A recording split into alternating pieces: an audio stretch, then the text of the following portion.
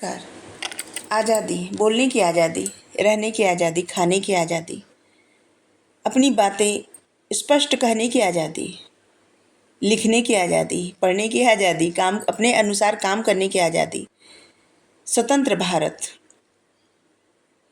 और इस स्वतंत्रता में कितने लोगों ने बलिदान दिया है, असंख्य लोगों ने, जिनकी गिनती ना तो की जा सकती है और ना तो उनका कर्ज कभी उतारा जा सकता है। इसी के अंतर्गत आता, जब भारत आज़ाद नहीं हुआ था तब समाचार पत्र मतलब अपनी बातें किस तरह से किसी को पहुंचाई जाए, ये सबसे बड़ी समस्या थी। और शुरुआत हुई समाचार पत्र की, और ये ईस्ट इंडिया कंपनी के अधिकारियों की कृपा पे आश्रित थे जो समाचार पत्र थे। समय के साथ साथ बहुत सारे राष्ट्रीय आंदोलन जो थे समाचार पत्रों पे आधारित हो गए थे, जैसे उनकी भूमिका बहुत ज़्यादा हो गई थी और बहुत ज़्यादा समाचार पत्र प्रकाशित होने लगे, और जिससे ब्रिटिश के कान खड़े हो गए और उन्होंने समाचार पत्रों पर जैसे ने एक तरह से नियंत्रण में ले लिए अपने समाचार पत्रों को, और उस पर एक कानून पास किए 1799 का समाचार पत्रों पर प्रत्यक्षण अधिनियम। और इसे लॉर्ड बेलेजली ने पारित किया था। इस अधिनियम के अनुसार समाचार पत्र के संपादक, मुद्रक और स्वामी का नाम स्पष्ट रूप से छापना जरूरी था, कोई अपना नाम नहीं छुपा सकता था। प्रकाशक को प्रकाशित किए जाने वाले सभी तथ्यों को सरकार के सचिव के सामने पूर्व प्रत्यक्षण के लिए भेजना अनिवार्य था। 1807 में यह अधिनियम पत्रिकाओं, पैम्फलेट तथा पुस्तकों सभी पर लागू कर दिया गया। और फिर इसके बाद आया था 1823 का अनुज्ञप्ति नियम। इस नियम के तहत कार्यवाहक गवर्नर जनरल जॉन एडम्स ने भारतीय प्रेस पर अधिक कठोर शर्तें लागू कर दी थी, जिसके अनुसार मुद्रक तथा प्रकाशक की प्रिंटिंग प्रेस स्थापित करने के लिए लाइसेंस लेना अनिवार्य था। बिना लाइसेंस के किसी भी साहित्य को छापना अथवा प्रकाशित करना अपराध माना जाएगा। उसके दंड स्वरूप 400 रुपये का जुर्माना भरना पड़ेगा, और कारावास की भी सुविधा थी। मतलब प्रावधान था, सुविधा क्या प्रावधान था, मतलब उन लोगों के लिए सुविधा थी। साथ ही प्रिंटिंग प्रेस को जब्त करने का भी अधिकार होगा। और नंबर तीसरा था, गवर्नर जनरल को अधिकार था कि वह किसी भी लाइसेंस को रद्द कर सकते थे और नया प्रार्थना पत्र मांग ले सकते थे। यह नियम विशेषकर उन समाचार पत्रों के विरुद्ध था जो भारतीय भाषाओं में, हिंदी में, बंगाली में, मराठी में, गुजराती में, पंजाबी में प्रकाशित होते थे। उन्हीं के लिए नियम बनाए गए थे। जो अंग्रेजी में छपते थे उनके लिए ये नियम उतने कठोर नहीं थे जितने कि भारतीय भाषाओं में छपने वाले समाचार पत्रों पे था। और इसी नियम के कारण राजा राम मोहन राय को मिरात उल अखबार का प्रकाशन बंद करना पड़ा। राजा राम मोहन राय, जिन्होंने ठाना तो सती प्रथा का अंत करके ही माने। इनके बारे में जितना भी कहा जाए ना वो कम है। राजा राम मोहन राय जी आधुनिक भारत के पिता, नव जागरण अग्रदूत, भारतीय राष्ट्रवाद का जनक, सुधार आंदोलन के प्रवर्तक, और अनेक ऐसी उपाधियां इनको दी गई है। इनको इतनी सारी भाषाएं आती थी, लगभग 12 भाषाएं इनको आती थी, जिसमें है अरबी, फारसी, संस्कृत और इसके साथ अंग्रेजी, फ्रांसीसी, लैटिन, यूनानी, हिब्रू, ये सारी भाषाएं इनको आती थी।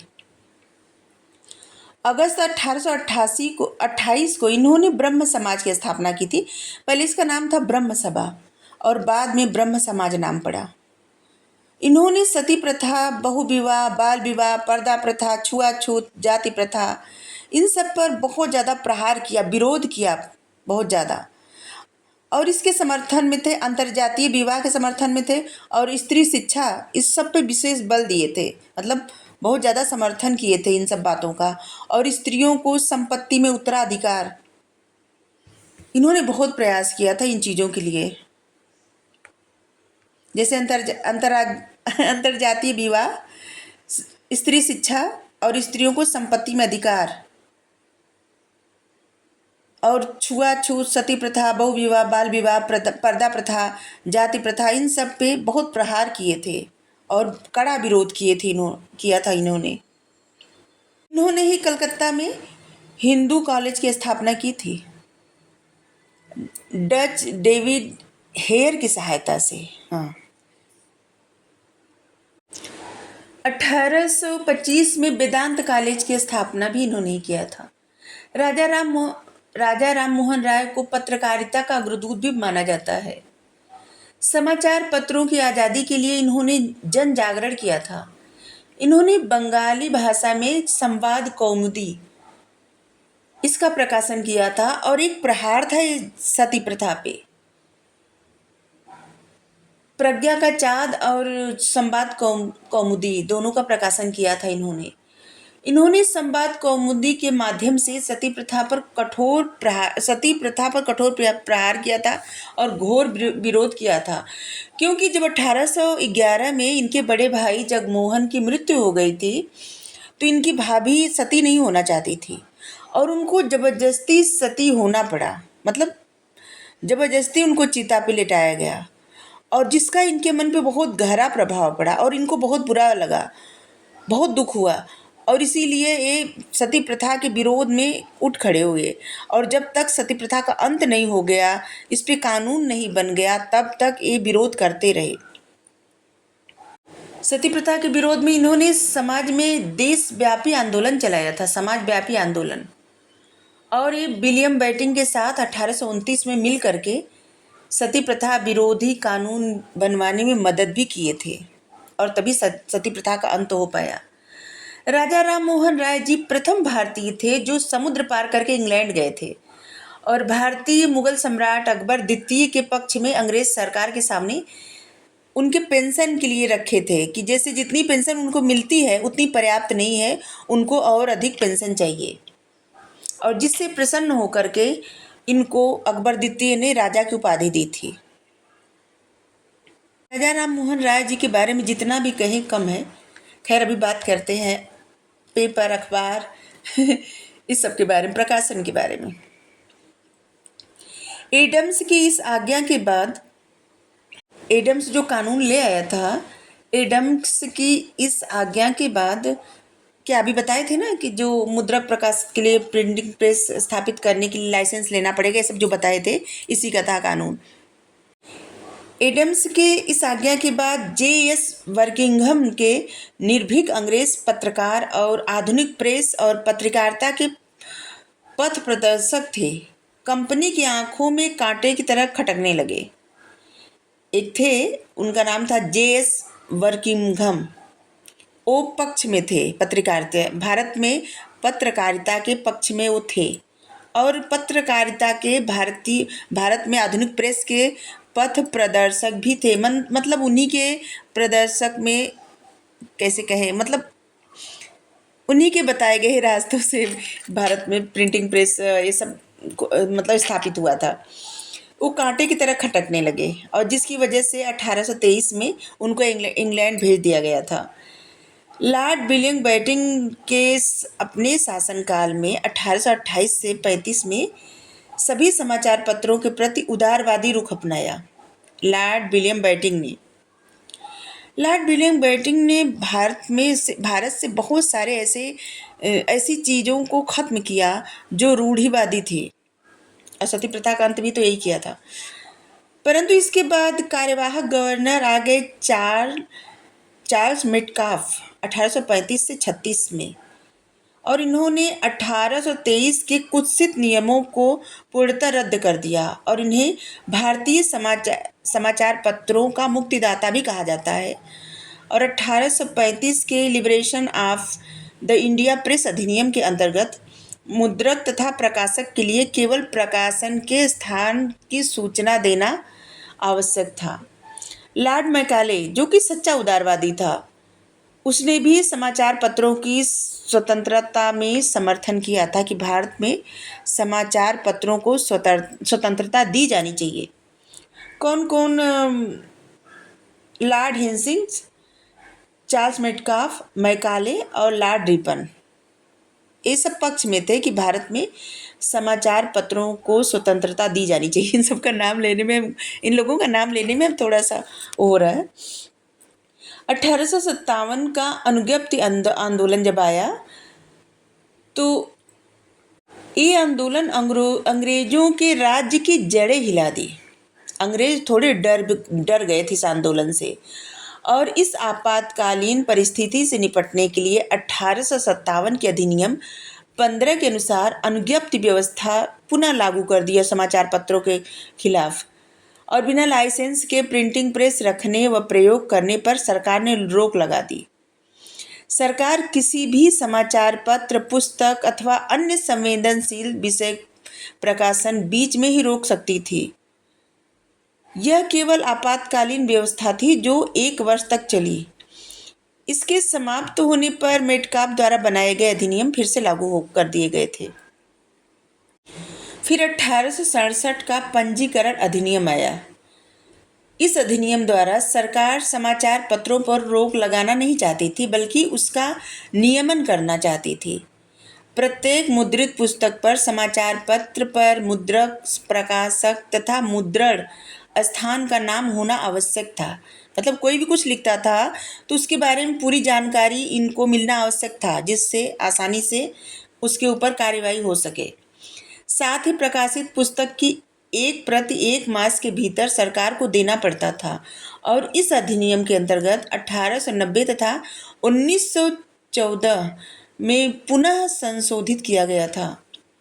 बहावी आंदोलन जब आया था, इस समय राजद्रोही लेखों से निपटने के लिए इसमें बहुत लिखा गया था बहावी आंदोलन के बारे में, और इन लेखों से निपटने के लिए इस अधिनियम में भारतीय दंड संहिता आईपीसी धारा 124 और 124A को जोड़ दिया गया था, जिसके तहत इसको राजद्रोह फैलाने वाले व्यक्तियों के लिए आजीवन निर्वासन तथा अर्थदंड का आरोपण किया जाता था।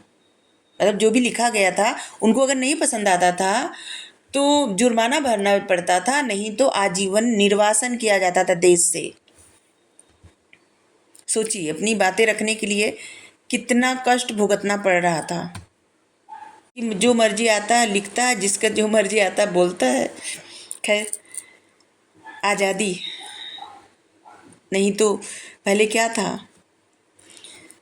सबको अपने बच्चों को सिखाना चाहिए कितना कष्ट के बाद ये आज़ादी मिली है, और बहुत सम्मान और गर्व की बात है।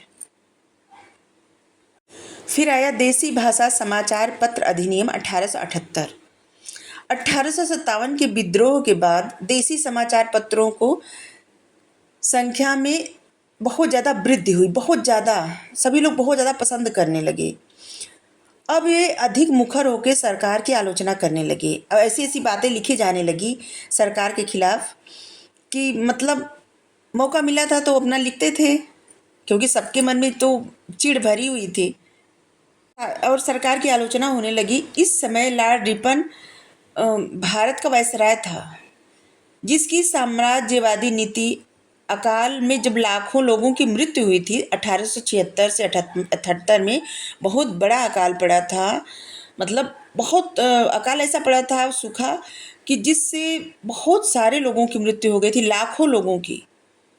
और इतना ये बेपरवाह था, लापरवाही की वजह से 1877 के दिल्ली दरबार में लोगों ने इसके सामने, ये दिल्ली दरबार लगाता था, इसके सामने लोगों ने इतना विरोध किया, इतना असंतोष प्रकट किया अपना समाचार पत्रों के माध्यम से, और ऐसे ही नारा लगा के अपनी बातें रख के लाठीचार्ज हुई, कितना सारे लोग को मारा गया, लेकिन इसके बाद अपनी बातें रखते थे लोग। और भारतीय समाचार पत्रों ने उसकी नीतियों की जमकर आलोचना की थी, जिसके बाद लिटन ने समाचार पत्रों पर प्रतिबंध लगाने के लिए 1878 का वर्नाक्युलर प्रेस एक्ट जारी किया। ये बहुत फेमस हुआ था, इसके बारे में बहुत आता एग्जाम में, जारी किया था। इस अधिनियम में यह व्यवस्था की गई थी कि मजिस्ट्रेट भारतीय पत्रों के संपादकों से या तो वांड लिखा ले कि वे आपत्तिजनक सामग्री प्रकाशित नहीं करेंगे, मतलब उनके खिलाफ नहीं बोलेंगे, नहीं लिखेंगे, या छपने से पूर्व निरीक्षण के लिए प्रस्तुत प्रमाण पेश करें। मजिस्ट्रेट का निर्णय अंतिम होगा और उसके बाद अपील करने का कोई अधिकार नहीं होगा। सोचिए, इस अधिनियम को मुंह बंद करने वाला अधिनियम कहा जाता है। सुरेंद्रनाथ बनर्जी ने इसे आकाश से होने वाले वज्रपात ऐसे कहे थे। आर्स्किन ने भारतीय परिषद के सदस्य थे और इस अधिनियम को विपरीतगामी, असंगत तथा भारत की भावी प्रगति के लिए घातक पग बतलाए थे।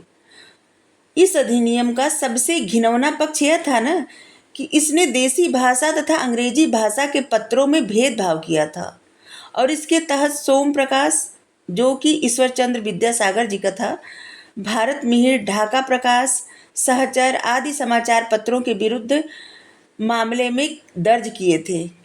केवल पायनियर ने ही इस अधिनियम का समर्थन किया था। इस अधिनियम अपने उद्देश्य से पूर्णतः सफल था। ये अधिनियम जो था ना, अपने उद्देश्य में पूर्णतः सफल था और पूरी तरह से रोक लगा दिया था, अपने हाथों में ले लिया था। कोई बोल न पाए और कोई अपनी मर्जी से लिख न पाए।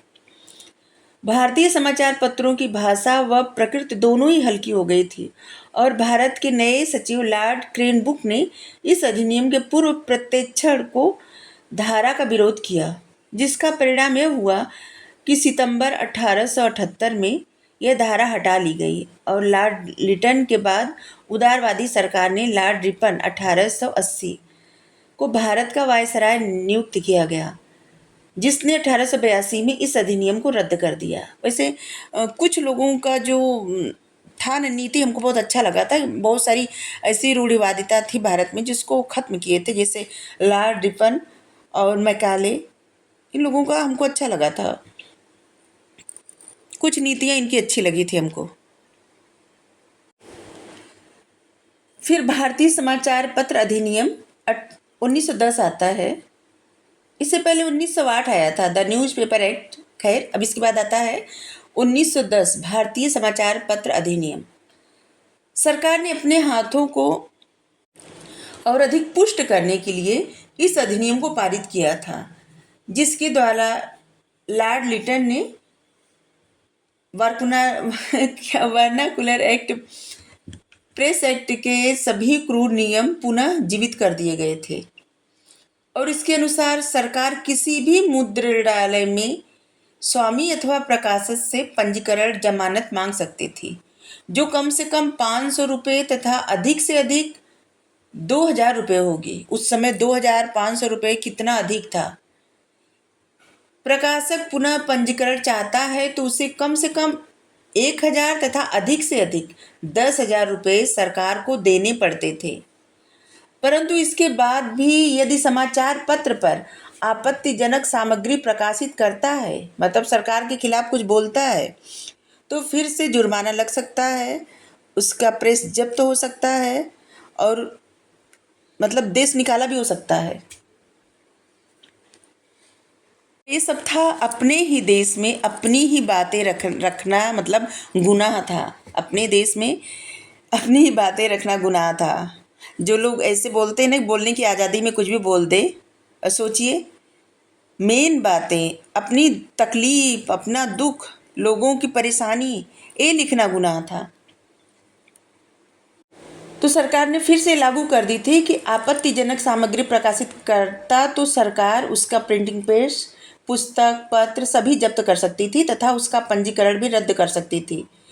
पीड़ित पक्ष 2 माह के भीतर स्पेशल ट्रिब्यूनल के पास अपील कर सकता था और इस अधिनियम के अधीन 991 प्रिंटिंग प्रेस व समाचार पत्रों के विरुद्ध कार्रवाई की गई थी। 286 पत्रों की कड़ी चेतावनी और 705 मामले में बड़ी बड़ी जमानतें ली गई थी। प्रथम विश्व युद्ध के दौरान सरकार ने भारत सुरक्षा अधिनियम को लागू कर राजनीतिक व जन आंदोलन पर रोक लगा दी थी। समाचार पत्रों के कानून की समीक्षा के लिए 1921 में सर तेज बहादुर सप्रू की अध्यक्षता में प्रेस कमेटी बनाई गई। इस कमेटी की सिफारिश के तहत 1908 और 1910 के अधिनियम को रद्द कर दिया गया था और फिर आया संकटकालीन भारतीय समाचार पत्र एक्ट 1931। गांधी जी के नेतृत्व में इस समय स्वतंत्रता आंदोलन और तीव्र हो गया था। उनके द्वारा आरंभ किए गए सविनय अवज्ञा आंदोलन 1930 से 31 कारण सरकार ने इंडियन प्रेस इमरजेंसी एक्ट 1931 को पारित कर दिया था। इसी कारण सविनय अवज्ञा आंदोलन के कारण, जिसके तहत 1910 के प्रेस एक्ट के नियम पुनः लागू कर दिए गए थे। साथ ही प्रांतीय सरकारों की सविनय अवज्ञा आंदोलन के प्रचार को दबाने के लिए अत्यधिक सख्तियां लगाई गई थी। अधिनियम की धारा 4(1) के तहत सरकार को शब्द संकेत या फिर आकृति द्वारा हत्या या अन्य किसी अपराध के लिए प्रेरणा देने अथवा ऐसे किसी अपराध की प्रशंसा करने पर दंड दिया जा सकता था। न कोई मतलब कार्टून नहीं बना सकता था, बोल नहीं सकता, मतलब लिख नहीं सकता था। फिर 1932 के इसी अधिनियम के विस्तारित करके क्रिमिनल अमेंडमेंट लागू किया गया था। धारा 4 को बहुत व्यापक बना दिया गया था और उन सभी गतिविधियों के लिए दंड का प्रावधान किया गया था जिसने सरकार की प्रभुसत्ता को हानि पहुंचाई या पहुंचाई जा सकती थी। द्वितीय विश्व युद्ध के समय प्री सेंसरशिप को पुनः लागू कर दिया गया था। प्रेस इमरजेंसी एक्ट और ऑफिशियल सीक्रेट एक्ट को संशोधित करके लागू किया गया था। इस समय के लिए कांग्रेस के विषय में समाचार प्रकाशित करना भी अवैध घोषित कर दिया गया था, जो कांग्रेस पार्टी बनी थी। युद्ध की समाप्ति के बाद 1945 में ये शक्तियां समाप्त कर दी गई। फिर आया समाचार पत्र जांच समिति 1947 में। प्रेस इंक्वायरी कमेटी 1947 में जो आया था, भारत सरकार ने एक समाचार पत्र जांच समिति बनाई थी, गठित की थी, और जिसको संविधान सभा में निर्धारित किए गए मौलिक अधिकारों के संदर्भ में समाचार पत्रों के लिए पारित अधिनियमों को समीक्षा करके प्रतिवेदन देने के लिए कहा गया था। और इसके समीक्षा के उपरांत समिति ने अपनी मुख्य सिफारिशों से 1931 के अधिनियम को रद्द करना, समाचार पत्र और पुस्तकों के पंजीकरण के अधिनियम में संशोधन, भारतीय दंड संहिता मतलब आईपीसी की धारा 124(a) और 153(a) के परिवर्तन तथा 1931 के देशी राज्य असंतोष के विरुद्ध रक्षा अधिनियम तथा 1934 के देशी राज्य रक्षा अधिनियम को रद्द करना सम्मिलित था। और इस प्रकार जांच समिति के सुझावों के आधार पर देश में प्रेस की स्वतंत्रता पुनः लागू कर दी गई और 1951-52 के अंतराल के अलावा आज भी अबाध रूप से जारी है। बोलने का अधिकार, लिखने का अधिकार, पढ़ने का अधिकार, आज़ादी, स्वतंत्रता कितनी मूल्यवान है। सोचिए, अगर कोई बोलने न दे, लिखने न दे, अपने अनुसार चलाए, मतलब हमें तो जब सोचते हैं, पढ़ते हैं, तो हमें तो बहुत दुख होता है।